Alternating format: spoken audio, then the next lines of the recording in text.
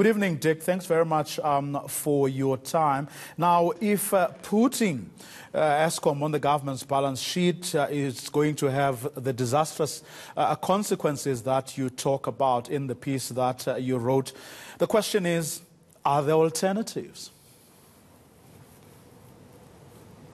Yeah, there are alternatives. Let me first say that nobody knows what will happen. It depends, of course, on the size of what size of the debt that that the government budget will take over and so on, and how credit ratings institutes will react to that. And there's a magic 60% share of GDP, etc., which they speak about that you shouldn't go over. But they have been speaking about in the size of 100 billion rand. And as Eskom paying an interest now on their loan of 10%, it would be either another 10% for debt for the government budget to pay. And well, in my opinion, this is unnecessary. And it's a paradox that nobody is speaking about a huge fund that is administrated by PIC, the Public Investment Corporations. And a large part of this PIC fund, which is over 2 trillion rand now, it belongs to the Government Employment Pension Fund, which is running well. It is paying out the pensions, it is paying out benefits, and it has a huge deposit with the PIC, which is now investigated for corruption.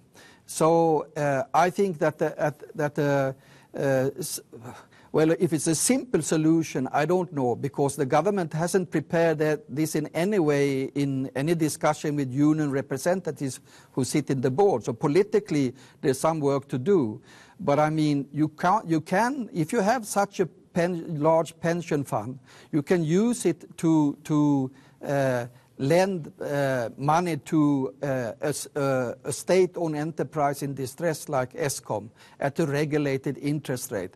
Then, of course, you have also to take care of all the issues of corruption at Eskom. And so that's another thing. And that will lead perhaps to prosecution. It will lead to examining contracts that Eskom has signed and business deal.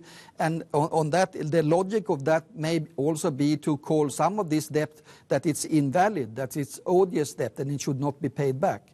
But before you do that, I think you should use the Government Employment Pension Fund too, and it also has to do with the budget deficit and the government budget itself.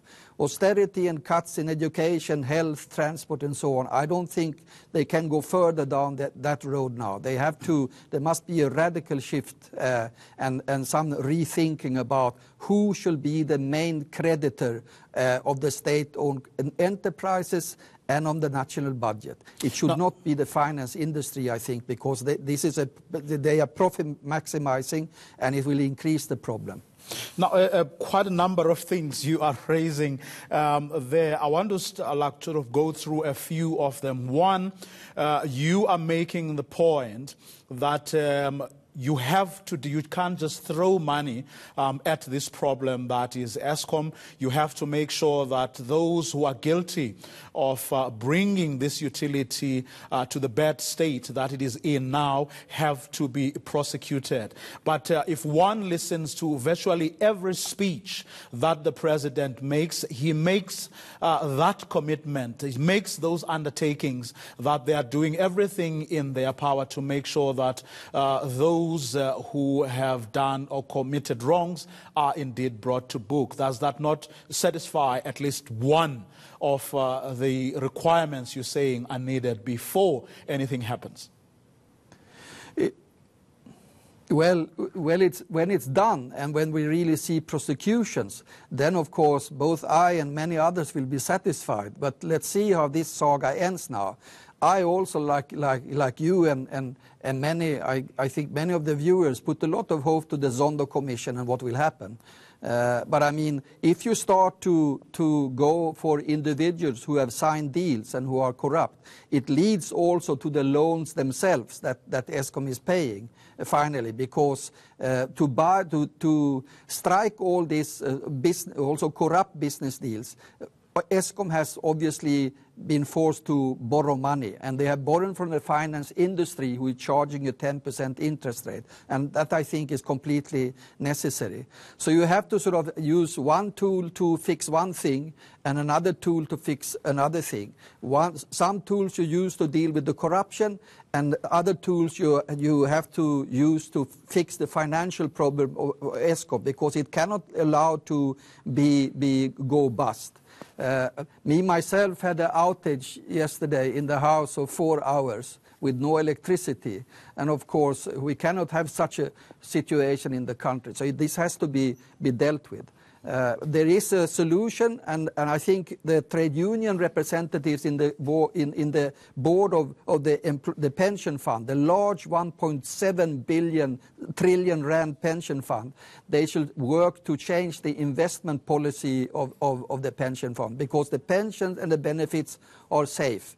But Eskom and the government budget and the situation for many people in South Africa who are dependent on public services that are working, that situation is not safe.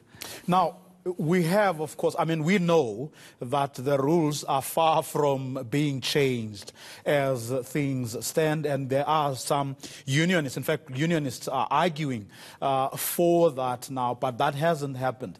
Now, given where things are, and granted or accepting that things haven't moved with the kind of speed that we would all want in terms of prosecutions and so on, do you believe that by giving that whatever the government, whatever the finance minister will announce tomorrow will be a sign of recklessness, or do you believe that they simply have no alternatives, and while they are giving on the one hand, they should also make sure that they are strengthening things on the other side?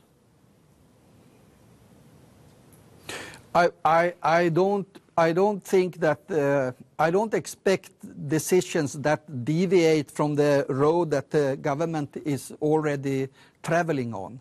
So I expect a continuation of the same economic policy, and the logic of that is just to kick the tin down the road. I wouldn't call it recklessness. It's rather to be caught in an ideological paradigm, which usually is called neoliberalism. It's a special type of economic policy where you should keep the public sector small. You shouldn't engage in actions like using this huge pension fund, which could be used for this purpose without threatened pensions. But I mean, it's also a problem of how the PIC money has been used. It's the PIC that is administrating the pension fund money. And as you know, they are also under criminal investigation. And one problem is all the corruption and the creation of venture capital or risk capital mainly from this pension fund, which also is destroying the ANC right now. And it's also been destroying the state-owned companies also, because there are private firms which are making. One has to understand that corruption is a private-public partnership. And the smaller and the more weak the public sector is, the more you will put things out on tender. And finally, the government will do nothing itself, and then everything will be open to abuse from private profiteering interests. So I think it's really important that the budget would sort of go for the road of a stronger public service sector. But I don't think that the finance minister will go along that road. He's not that kind of politician, so to speak. And this is not the economic policy of ANC, unfortunately. Dick, thank you very much for your time and insights this evening.